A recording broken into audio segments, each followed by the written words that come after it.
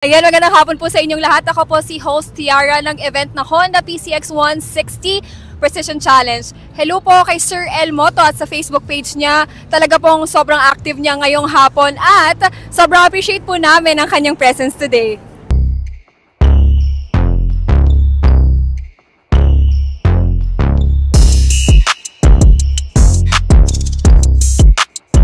So yung mga buddy, this is Sir El Moto at dito tayo ngayon sa Honda Safety Driving Center sa Paranaque at yung event na ito ay ipapakita namin sa inyo kung ano yung kaganapan dito.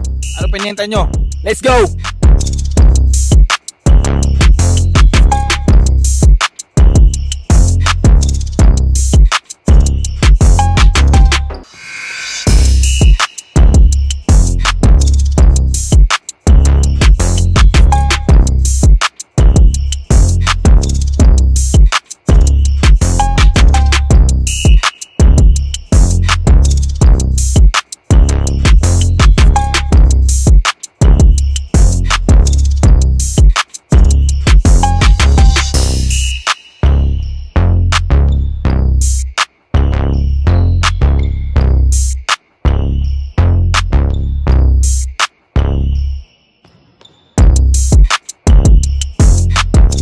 So yung mga buddy, dito tayo ngayon sa Honda Safety Driving Center at experience natin ngayon ang PCX 160 Precision Challenge to mga buddy at marami tayong participants dito na iba-ibang club, mga PCX, basta Honda yung mga ginagamit. Tapos kanina pala mga buddy, bago tayo pumasok dito ay nag-register muna tayo doon para sa raffle nila at breakfast na rin tayo bago nag-orientation kanina doon sa loob.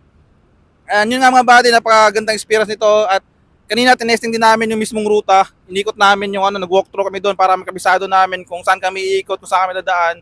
Challenge ng mga buddy dahil medyo kailangan natin dito ng riding skills. So nandun na tayo, meron naman tayong ganoon kasi matagal na tayo nakaspil sa motor. Pero ito kasi mga buddy, kailangan natin ng syempre mindset na dapat makabisado din natin yung mismong ruta para hindi tayo maligaw sa dadaanan natin at magawa natin yung mismong challenge, yung course na dadaan natin. At sana magawa natin yung challenge na ito ngayong araw. Bago nga lahat, mag-lunch muna kami. After nito, sarang na tayo doon sa grid. Lunch muna tayo. Pero kanina nagpag-testing na kami kanina doon sa sa ruta na anuhan namin mamaya. Mga after lunch to. Kanina nag-walkthrough kami doon. Niikot namin yung buong ruta para iwas ligaw. Para tayo maligaw sa biyahe mamaya.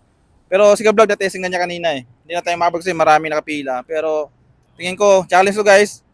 Pabilisan to, pero hindi to pabilisan na kumbaga kasama to diskarte at kailangan yung mindset mo, ma-memorize mo yung yung mismong ruta kasi kung mabilis ka man di mo matandaan yung ruta, posibleng maligaw tayo o pag naligaw tayo, disqualified na tayo sa sa challenge na ito mga buddy. So ayun, mamaya pakita namin sa inyo pag sumalang na tayo. Ngayon, take mo time kami ng lunch namin kasi 12 na ng tanghali.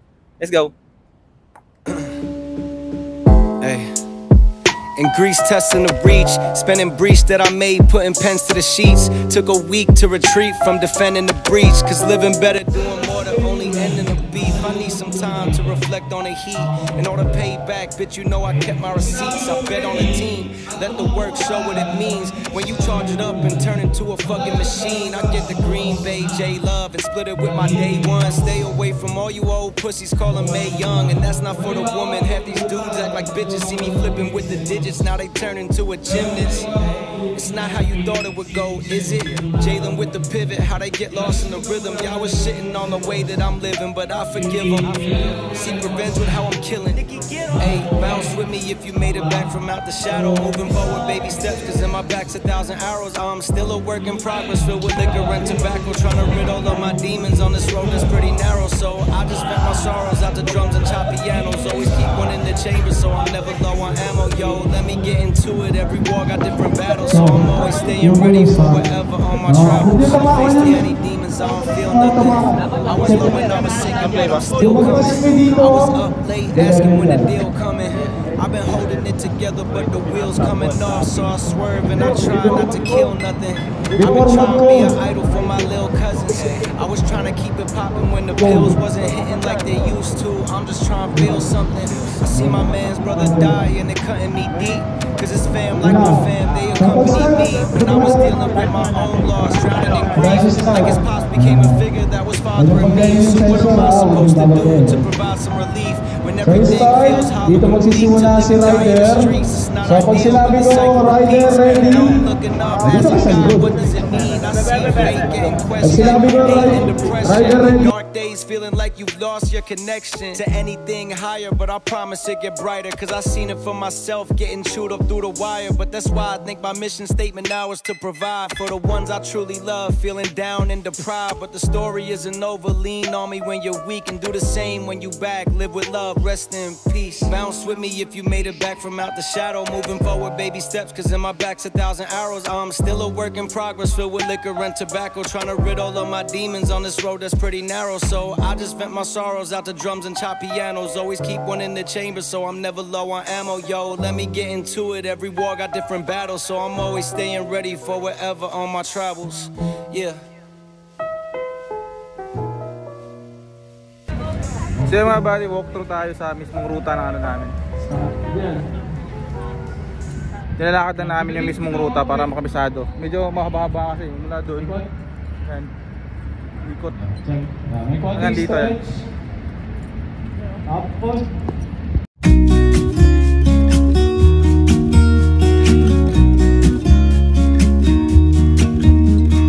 I've been feeling so small. Watch the clock ticking off the wall. But tonight I'm letting it go. Spend my coin for sure. I'm gonna be myself, or I could be someone else. No one's stopping me now. I'm gonna skip my breaks, I'm gonna make mistakes. I just wanna feel alive. It's just what I do when I'm out, so try not to hold me down. Feel alive when I'm in this town. Look at these beautiful stars. I wanna drive a faster car. Nothing can break me, no, nothing can break me. Try not to hold me down. Feel alive when I'm in this town. Look at these beautiful stars. I wanna take a trip to Mars. Nothing can break me, no, nothing can break me.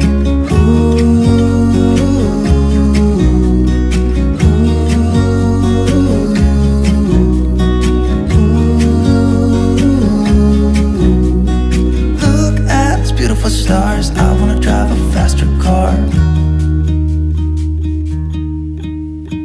Lay my troubles to rest.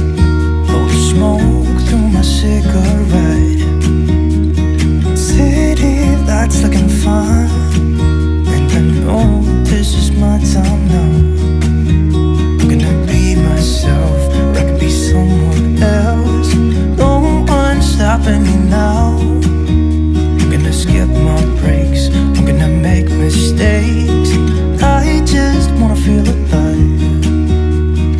It's just what I do when I'm out, so try not to hold me down. Feel alive. Mga vlog moto here, good day mga kaidolo. Andito tayo ngayon sa Honda Challenge, Honda Precision Challenge ng sa Paranaque ng sa Honda 2025. Nga pala nga guys, ito, sa Honda na tayo ngayon.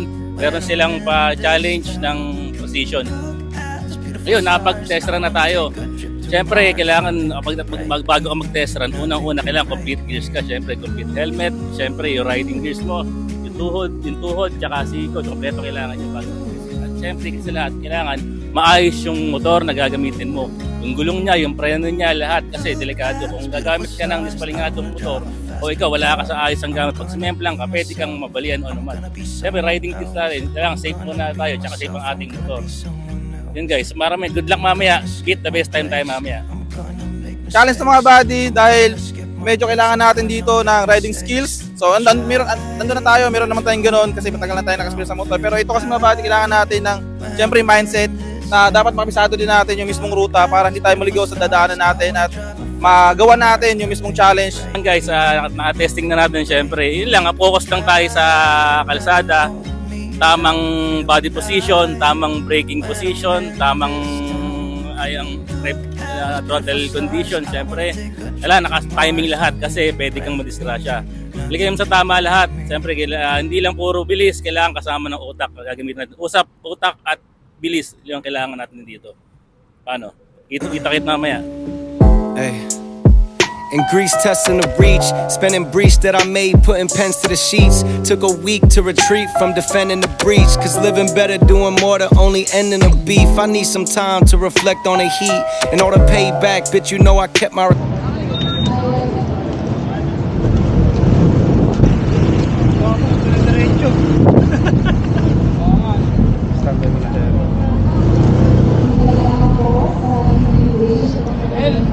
El Mahinom? Yes, sir.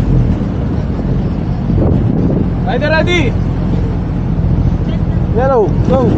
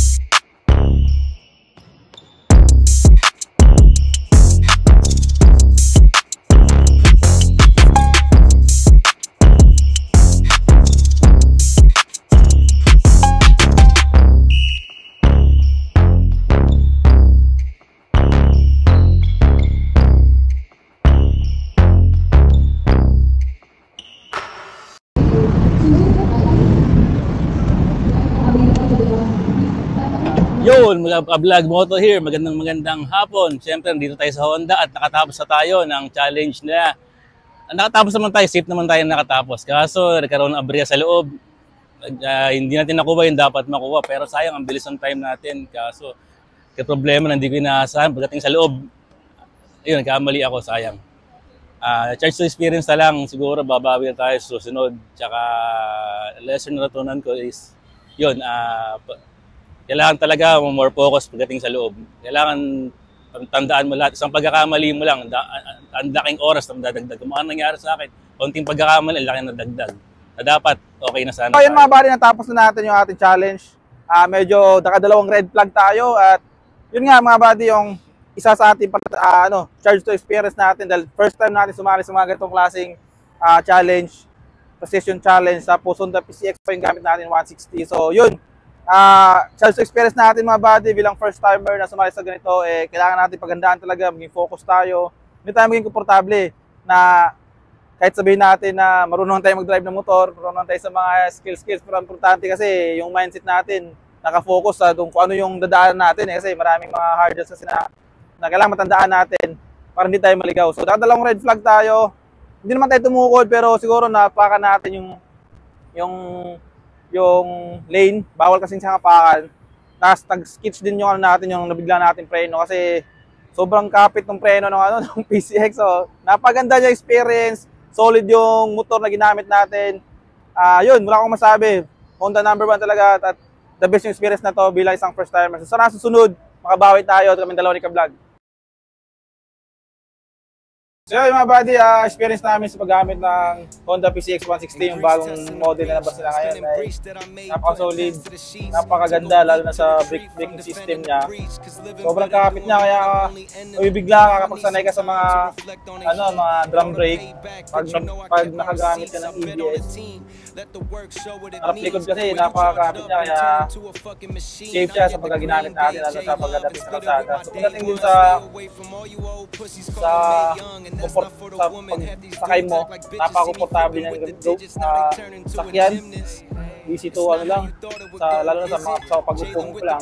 Komportable siyang gamitin, relaxing siya. Napaka-solid nung bagong PCX, lalo na yung bago niya ngayon, yung panel niya. Ganda ng panel niya, nung digital na pina-upgrade pa nila ng lalo. Ikaw to, anong experience mo sa... Yun, napansin ko sa kanya, talagang pang city driving siya, tsaka yun, kahit sino pwede yung gumamit, kahit matanda, babae, kasi unang-una maliit, mababa siya.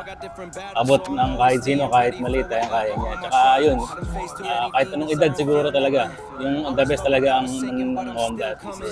Handling, yung acceleration niya, pero maganda. Siyempre, lalo ngayon yung ABS niya, harap at likod na halos pag namreno ka, halos sabay. Kaya yun lang, medyo delikado pagka gamitan mo ng medyo maanong pag-drive. Pero kung tama si driving ka lang, perfect talaga ang PCX para nagamit mo ngayon.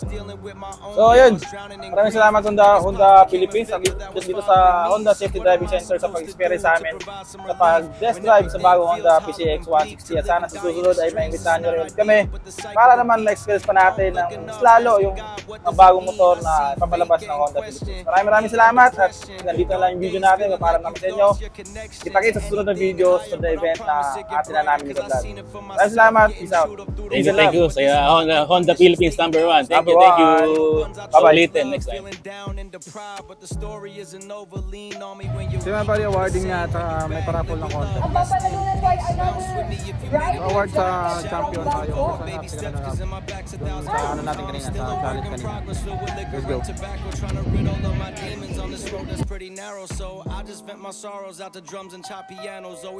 Angat mga buddy, oh. Panalo, dami. Maraming salamat sa mga nag-like sa ating post kanina pala. So yun, nanalo tayo sa best engagement na posting kanina. Maraming salamat sa mga nag-like, nag-share ng video, ay nung post natin kanina. Thank you.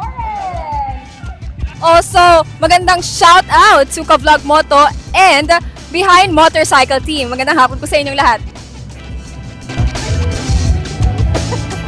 Kaya na tayo. Kaya na lang kami guys. Bye-bye.